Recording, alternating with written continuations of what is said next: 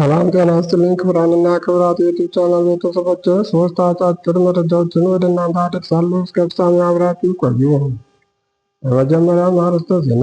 የብልጽግና ሰራዊት እየፈረሰ ነው ሲል የአማራ ፋኖ ድርጅት ሸዋ ጠቅላይ ግዛት ዕዝ አስታወቀ። የሰላም ስምምነቱን ለመቀበል አልወሰንኩም ስትል ሐማስ አስታወቀች። በፍልስጤም የታየውን የሰላም ተስፋ ያጨለመ የሁቲ ጥቃት ምን ይመስላል የሚሉትን ወደ እናንተ አቀርባለሁ። እስከ መጨረሻው አብራችሁ ቆዩ።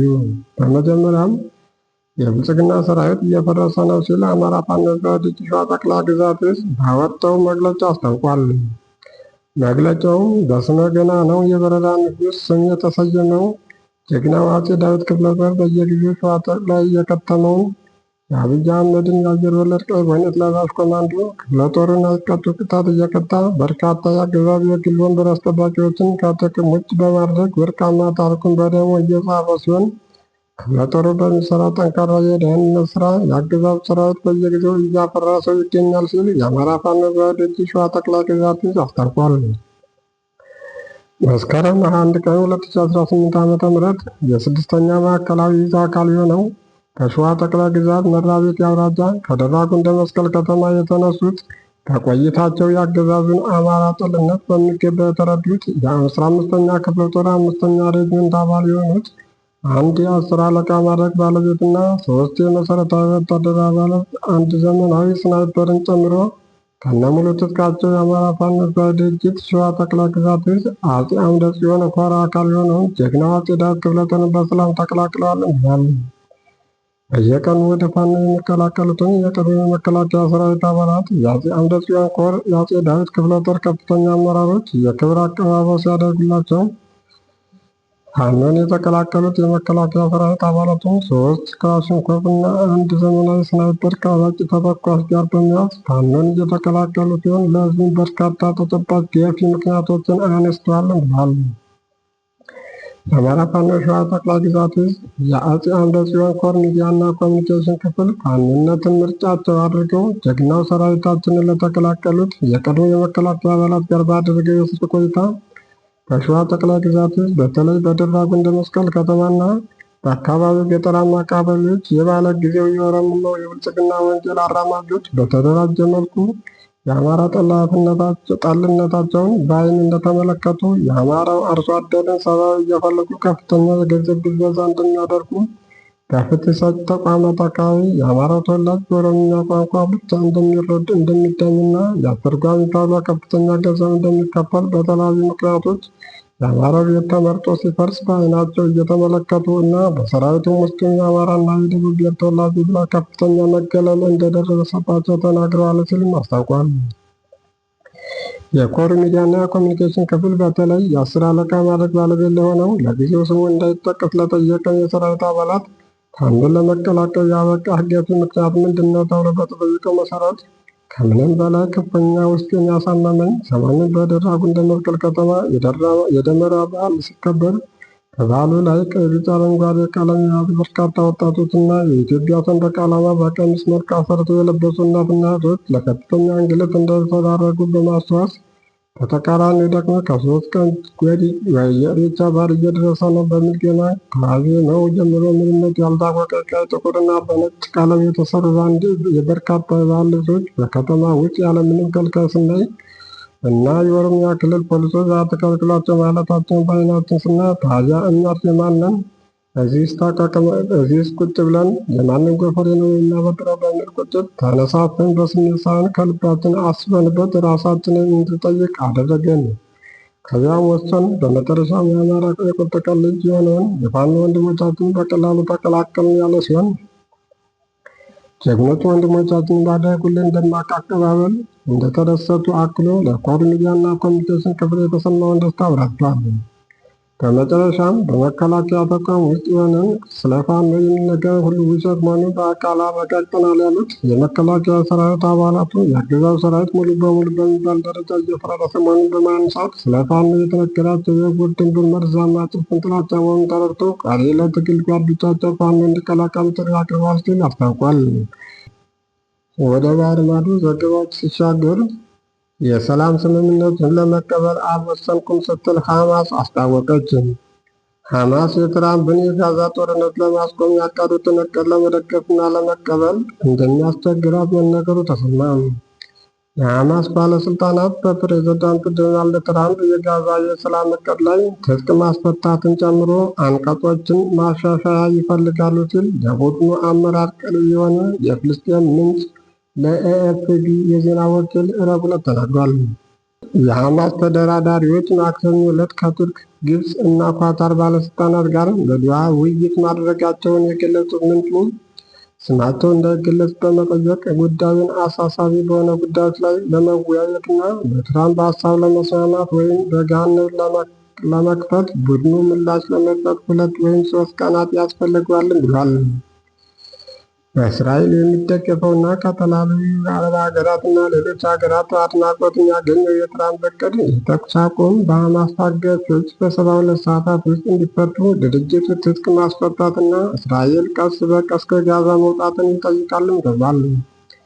ነገር ግን የፍልስጤም ምንጭ ሐማስ አንዳንድ አንቀጾችን ማሻሻያ ይፈልጋል፣ ለምሳሌ ትጥቅ መፍታት እና ሐማስንና አንጃ ካድሬዎችን ማባረርን የሚመለከቱ ጉዳዮች ናቸውም ብሏል። የሐማስ መሪዎችም እስራኤል ሙሉ በሙሉ ከጋዛ ሰርጥ ለመውጣት ዓለም አቀፍ ዋስትናዎች እና በግዛቱ ውስጥም ሆነ ከግዛቱ ውጭ ምንም አይነት የግድያ ሙከራ እንደማይደረግ ዋስትና ይፈልጋሉ ብለዋል። የእስራኤል ታጋቾችን ለቀይ መስቀል ለማስረከብ ከሚደረገው ስነ ስርዓት በፊት ሐማስ ዝርዝር መረጃ ሳይሰጥ ከሌሎች ክልላዊና ሀረር ፓርቲዎች ጋር ግንኙነት ማድረጉን ገልጿል። ከቢቢሲ ጋር የተነጋገሩ አንድ ከፍተኛ የሐማስ ባለሥልጣናት እንዳሉት አሸባሪው ቡድን የእስራኤልን ጥቅም ስለሚያስከብር የፍልስጤም ሕዝብን ችላ ስለሚል የትራምፕ ሀሳብ ውድቅ ሊያደርጉ ይችላሉ ብሏል። ባለሥልጣኑ አክለውም ሐማስ የእቅዱን በርካታ ቁልፍ አንቀጾች እንደሚቃወም፣ ከእነዚህም መካከል ሐማስ ለቆ ሲወጣና የእስራኤል መከላከያ ሰራዊት ጋዛን ለመቆጣጠር መታቀዱን ዓለም አቀፍ የመረጋጋት ኃይል እየተባለ የሚጠራ ቡድኑ መግባቱንና የእስራኤል መከላከያ ሰራዊት ለቆ የሚወጣበት የጊዜ ሰሌዳ አለመቀመጡን እንደማያስማማበት ገልጸዋል ሲል ተናግሯል።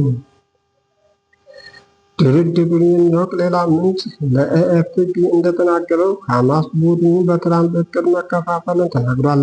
እስካሁን በሐማስ ውስጥ 2 አመለካከቶች አሉ። የመጀመሪያው ያለ ቅድመ ሁኔታ ይሁንታን ይደግፋል፣ ምክንያቱም ዋናው ነገር በትራምፕ የተኩስ አቁም መኖሩ ነው። ሸምጋዮች የእስራኤልን እቅድ ተግባራዊ ለማድረግ ዋስትና ከሰጡ ለመስማት ይፈልጋሉ። ነገር ግን ሌሎቹ በአስፈላጊ አንቀጾች ላይ በተለይም ትጥቅ ማስፈታትን ከዚህ በኋላም በፍልስጤም የፖለቲካ ተሳትፎ እንዳያደርስ የሚከለክለውን አይቀበሉም ብሏል ሲል የዘገበው ታይምስ ኦፍ እስራኤል የዜና ወኪል ነው። በሌላ ዜና በፍልስጤም የታየውን የሰላም ተስፋ ያጨለመው የሁቲዎች ጥቃት።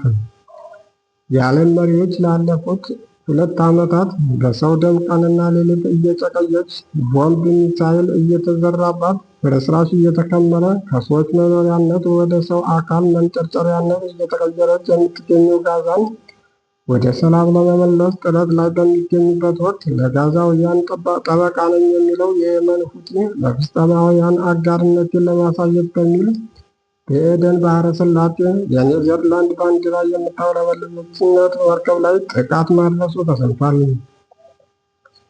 የዚያች ትንሽ ጠባብ ድሃ ሰርጥ ጎስቋሎች ሕፃን ከአዋቂ ወንድ ከሴት ሳይለይ የሚፈጀው የቦምብ ሚሳኤሉ ወጀብ እንዲቆም ፖለቲከኞች፣ ዲፕሎማቶች፣ ቀሳውስት፣ መሻዎች ሕዝብ በየአደባባዩ ሰልፍ እየጠየቀ በሚገኝበት በዚህ ሰዓት በኢራን የሚደገፉ ሁቲዎች በኤደን ባህረ ሰላጤ ላይ ያደረሱት እጅግ ከባድ ጥቃት የተኩስ አቁም ስምምነት ላይ ለመድረስ የሚደረገው ጥረት ስጋት ውስጥ መክተቱ ተገልጿል።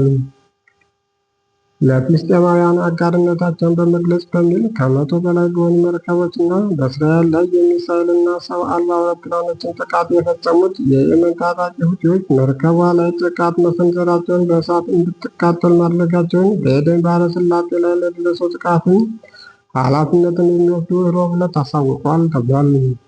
ሁቲዎች በኤደን ባህረ ሰላጤ በሚኒርቫግራክ ላይ ያነጣጠረ የክሩዝ ሚሳይል ጥቃት መፈጸማቸውን የሀውቲ ወታደራዊ ቃል አቀባይ ብሪጌዲየር ያህያ ሳሬ ገልጸዋል።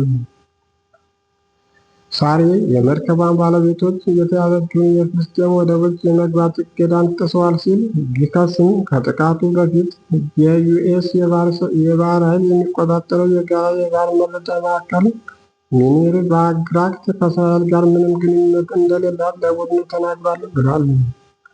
በጥቃቱ በሚኒር ባግራክት የተሳፈረው ላይ የነበሩ ከፊሊፒንስ፣ ሩሲያ፣ ስሪላንካ እና ዩክሬን የመጡትን 19 አባላት ያሉት ቡድን ተሳፍረው የነበረ ሲሆን 2 መርከበኞች ቆስለዋል። የእሳት ቃጠሎው ከፍተኛ ጉዳት ካደረሰ በኋላ መርከቧን ለቀው ለመውጣት ተገደዋል። ይህ በእንዲህ እንዳለ የተባበሩት መንግስታት ድርጅት በኢራን ላይ በኒውክሌር መርሃ ግብሯ ላይ ጥሎባት የነበረው ማዕቀብ እንደገና ከጣለ በኋላ መካከለኛው ምስራቅን ጠርዝ ላይ የሚገኙ ሀብቴዎች የተለያዩ የአሜሪካ የነዳጅ ኩባንያዎችን ኢላማ ለማድረግ ያሉትን ሁሉንም ዘዴዎች እና መሳሪያዎች እንጠቀማለን ሲሉ ዘግተዋል። የመርከቧ ባለቤት የሆነው ስፒሊቲ ሆክ በሰጠው መግለጫ በዚህ ሳምንት በተፈጸመው ድርጊት በንጹሐን የባህር ተጓዦች ላይ ቀጥተኛ ጥቃትና የነጻ አሰሳ መብት መጣስ በመሆኑ ጥልቅ ስጋት እንዳለ በድጋሚ መግለጽ እንፈልጋለን ብሏል። የኔዘርላንድ ውጭ ጉዳይ ሚኒስቴር በጥቃቱ ምክንያት የአውሮፓ ህብረት በሁቲዎች ላይ ማዕቀብ መጣል እንደሚገባ፣ ሁቲዎች ለረጅም ጊዜ የመርከብ ነፃነት ላይ ከባድ ስጋት ፈጥረዋል፣ አደብ ሊገዙ ይገባል ሲል ገልጿል። ይህ የሁቲ አዲስ ጥቃት አሜሪካ እስራኤልን እያስታጠቀች ምዕራባውያንን በዝምታ እያዩ የአረብ መሪዎች እየተርመጠመጡ ኢራን እየፎከረች ሐማስ እየዛተ ሂዝቡላህና ሁቲዎች እየጨፈሩ ከሊቢያ ሚሳይሎች እያስወነጨፉ እስራኤል በረጅም ምህረት የለሾቿ ቦምብ እያዘነበች የቆየችበትን የጋዛ ምድር የታየ የሰላም ተስፋ የሚያጨልም እየተባለ ይገኛል ሲል የዘገበው የኢየሩሳሌም ፖስት ሮይተርስ ሚድል ኢስት ነው። ውድ የዚህ ቻናል ተከታዮች ለሰዓቱ የያዝኳቸው መረጃዎች እነዚህ ነበሩ። በሌላ እስከምንገናኝ መልካም ጊዜ ነው።